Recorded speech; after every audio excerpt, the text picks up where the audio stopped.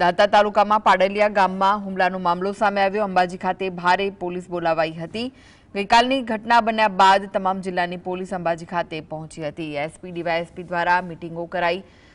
સવારે પોલીસ અધિકારી અને પોલીસ ટીમે અનેક વાહનોને પાડલિયા પહોંચે બ્રજ વાહન સહિત અનેકો વાહનોનો જમાવડો અંબાજી ખાતે પહોંચ્યો। 500 લોકોના ટોળાએ ગઈકાલે વન વિભાગ, પોલીસ અને રેવન્યુ અધિકારી કર્મચારી પર હુમલો કર્યો હતો। આજે સ્થળ પર જઈ પોલીસ અધિકારીઓ અને જવાનો દ્વારા કાર્યવાહી હાથ ધરવામાં આવશે।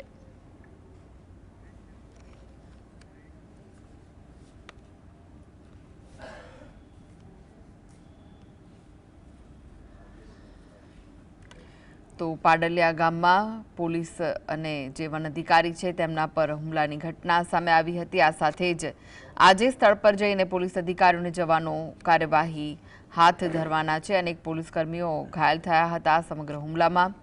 ત્યારે આજે સવારે પોલીસ અધિકારી અને પોલીસ ટીમ અનેકો વાહનોમાં પાડલિયા પહોંચવાના છે।